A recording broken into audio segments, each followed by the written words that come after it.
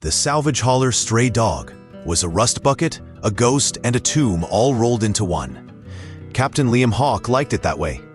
Out here in the forgotten junkyards between star systems, anonymity was currency. His two-person crew consisted of himself and Anya Sharma, an engineer who could coax life out of dead tech with little more than a soldering iron and sheer stubbornness. Their mission was simple: scan for derelict ships, pull off any valuable components, and sell them at the next port without asking too many questions. It was a quiet, thankless life. "Liam, I'm picking up a whisper." Anya's voice crackled over the comms from the engine room. "It's faint, but it's looping." Liam swiveled in his worn-out command chair.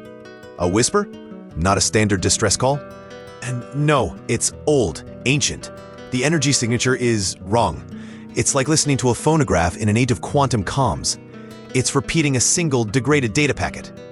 Curiosity was a dangerous luxury in their line of work, but this was too strange to ignore. Liam guided the stray dog towards the signal source, a barely there blip in a sector known as the Graveyard of Empires. What they found wasn't a ship. It was a small black obelisk, no bigger than a shuttle, adrift in the void. It was scarred and pitted, but completely devoid of any modern technology. "I've never seen anything like it," Liam muttered, the ship's external cameras feeding the image to his main screen. "Run a scan?" "Already on it," Anya replied. "The alloy is unknown. The power source is dormant, but it's based on crystalline resonance. Theoretical stuff. No one's made it work in 1,000 years. This thing shouldn't be broadcasting." Liam made a decision. "Let's bring it aboard. Something this old could be worth a fortune to a collector." Carefully, they maneuvered the obelisk into their cargo bay. The moment the bay doors sealed and atmosphere flooded the compartment, the whisper stopped. Then a new sound began, a low, resonant hum that vibrated through the entire ship. "What did you do?" Liam asked, his hand hovering over the emergency jettison controls. "Nothing. It's reacting to the ship's power field," Anya yelled, her voice a mix of fear and excitement. "It's trying to interface. It's learning." For the next several hours, Anya worked on the artifact not as a salvager, but as a fascinated archaeologist. She found that the obelisk wasn't broadcasting a distress call, but a diagnostic query. It was a piece of ancient machinery that had been waiting for a compatible system to connect with. And for some reason, the stray dog's crude, patched-together systems were the first thing it had understood in millennia. "It's a key, Liam," she said, her eyes wide. "A universal key for a network that's been dark for eons. It was designed by a race the Archives called the precursors." Suddenly, the hum intensified. The obelisk projected a beam of light not onto a wall, but into the center of the cargo bay, forming a complex, three-dimensional star chart. It showed their location, and then it drew a line to a region of space a dozen light-years away, place marked on all modern charts with a single ominous warning: the Shroud. Before Liam could process what he saw, every alarm on the bridge screamed at once. "Multiple FTL signatures materializing," Anya shouted. "They're big, military-grade, and they're surrounding us." Liam looked at his screen, and his blood ran cold. A fleet of ships, sleek and menacing, had appeared from nowhere. They weren't human. A message sliced through their comms, bypassing all protocols and blaring from every speaker on the ship. The voice was cold, imperious, and spoke perfect, synthesized English. "You are in possession of a precursor artifact. You have reactivated it. Do not attempt to move. Do not attempt to resist. The Praxian Ascendancy has claimed this sector. Explain yourselves." If you're enjoying this story of a simple human crew facing down a galactic empire, make sure to subscribe to Apex Fleet HFY. You won't want to miss what happens when humanity is pushed to its limits. The Praxian Ascendancy. Liam knew the name. A vast, ancient empire that valued order, tradition, and absolute control above all else. They saw themselves as the galaxy's custodians, and they viewed younger races like humanity as chaotic and unpredictable. Liam and Anya were escorted not to a prison cell, but to the bridge of the Praxian flagship, the Vigilance. The ship's interior was sterile, all sharp angles and cold white light. The Praxians themselves were tall, slender beings with jet-black skin and 4 luminous blue eyes that seemed to analyze everything with unnerving intensity. The one who had spoken to them, Executor Valerius, stood before them. "For 1,000 years, that beacon has been silent," he stated, his voice devoid of emotion. "My people, and the entire Galactic Concord deemed it inert. Yet a primitive salvage vessel appears and it awakens. How? Anya, despite her fear, stepped forward. It was degraded. Its diagnostic loop was looking for a simple, foundational energy signature to sync with. Your ships are too advanced, too efficient.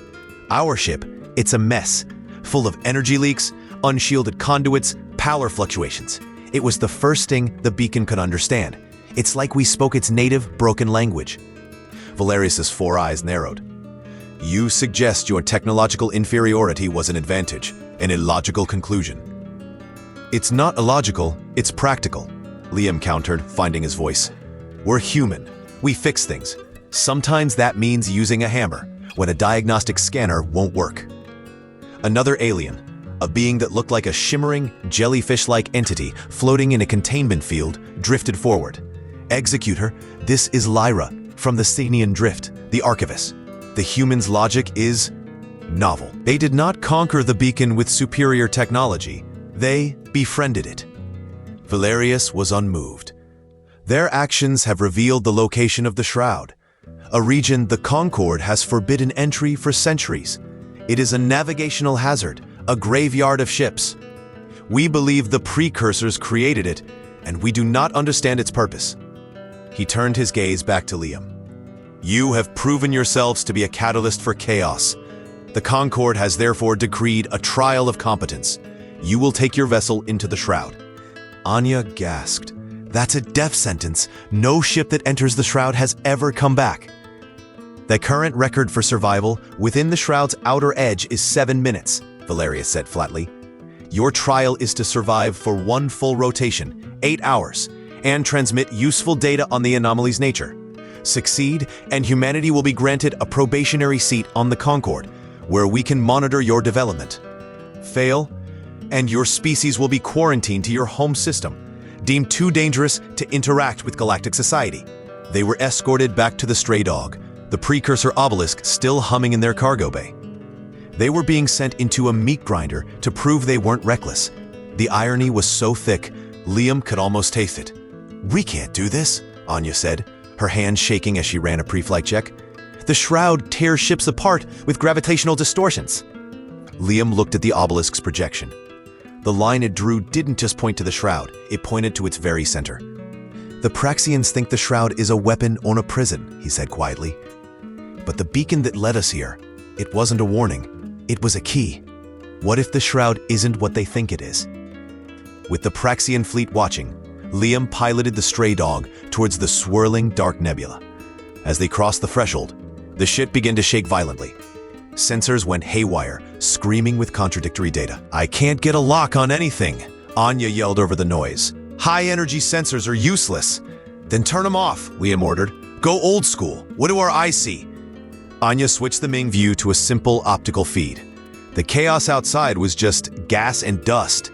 There were no energy monsters, no spatial anomalies visible to the naked eye. The danger was invisible, affecting the high-tech systems all modern ships relied on. It's a system, Liam, Anya breathed, a sudden realization dawning on her. It's not chaos, it's a machine, a massive broken machine. That moment of human ingenuity, of seeing a problem differently, is what HFY is all about. If you agree, hit that button to let us know you want more stories where humanity outthinks the galaxy. For the next few hours, they didn't just survive. They worked on the problem. They realized the gravitational distortions weren't random attacks, they were cycles, predictable cycles. The Shroud was a colossal piece of precursor terraforming equipment that had gone haywire. It was trying to build a star system, but its control mechanisms were shattered, causing it to endlessly repeat its startup sequence. The Praxian fleet watched from a safe distance, their four-eyed observers stunned. The human ship wasn't fleeing or dodging. It was moving with the cycles, like a surfer riding a wave. Executor, the humans have survived for 4 hours, Lyra the Archivist transmitted to the Vigilance. Their data suggests the Shroud is not a weapon but a damaged tool. They are lucky, Valerius retorted, though a flicker of uncertainty showed in his luminous eyes. On the stray dog, Anya had an idea. Liam, the beacon, it's a key. What if it can talk to this thing? What if we can calm it down? Anya, which means going to the center, to the eye of the storm. We fix what's broken, right? she said, a determined glint in her eye. Liam took a deep breath. He sent a message to the Praxian fleet. We have a fury. We're going to the core.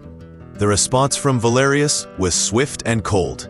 This is beyond your mandate. Turn back now or you will be in violation of the trial. Negative, Liam replied. We're not here to survive. We're here to solve the problem. He turned the stray dog and flew directly into the heart of the Shroud. The ship groaned and shuddered, pushed to its absolute limits. Anya rerouted all non-essential power to the cargo bay, feeding the precursor obelisk. The hum grew into a roar, and the obelisk projected a focused beam of energy directly from the ship. Outside, the chaotic swirl of the Shroud wavered. The violent gravitational cycles began to slow. The storm was calming. From the core of the anomaly, a new structure became visible as the dust settled. A massive dormant ring, a piece of technology the size of a moon. The terraforming machine was going into standby mode. The stray dog, battered but intact, emerged from the other side of a now peaceful nebula. They had not only survived the 8 hours, they had neutralized a threat that had terrified the galaxy for centuries. Silence reigned on the bridge of the Vigilance. Executor Valerius stared, his 4 eyes wide with disbelief. They were summoned before the Galactic Concord, a formal assembly held on the Praxian flagship. Representatives from dozens of species were present. You were tasked with observation, Valerius began, his voice tight. Instead, you tampered with forces beyond your understanding. You were reckless. With all due respect, Executor, Liam said, stepping forward, his voice calm and clear. You see chaos, so you create rules and boundaries to contain it. We see a broken machine, so we look for a user manual and a wrench. Our recklessness is what you might call maintenance. Our home planet is a world of constant earthquakes, storms, shifting continents. We don't have the luxury of seeing a problem and cordoning it off for 1,000 years. We have to fix it, or it kills us. We've learned that the universe isn't something to be feared and contained. It's something to be understood. And when it breaks, we fix it. Lyra, the Signian archivist, floated forward. Her light pulsed with what could only be described as approval. Executor, the humans have done what our combined knowledge could not. They did not see a monster to be slain, but a patient to be healed. This is not the thinking of a chaotic species. This is the thinking of wardens. Valerius was silent for a long moment, the entire Concord waiting. Your trial of competence is complete, he finally conceded. Your probationary seat is granted, but your role will be unique. He looked at Liam and Anya. The Concord has many precursor artifacts under quarantine, many such shrouds we have deemed too dangerous to approach. Your species will be tasked with their study and pacification. You will be the wardens of the lost tech. It was an honor, a promotion, and a life sentence of perilous mission all at once. Liam simply nodded. We accept. As the Concord session concluded, Lyra approached them, a data slate in one of her shimmering tentacles. Your first official mission as wardens, she said, her translated voice soft. Another beacon has been detected. This one, however, is not a key. Our oldest texts refer to it only as the Oracle. Be careful, humans. Some things are broken for a reason. Liam took the slate, a slow grin spreading across his face. The life of the Salvager is over. A new, far more interesting job has just begun. What kind of lost precursor technology do you think Liam and Anya will find at the location of the Oracle? A superweapon? An archive of forgotten knowledge? Or something else entirely? Let me know your best theories in the comments below. We read all of them.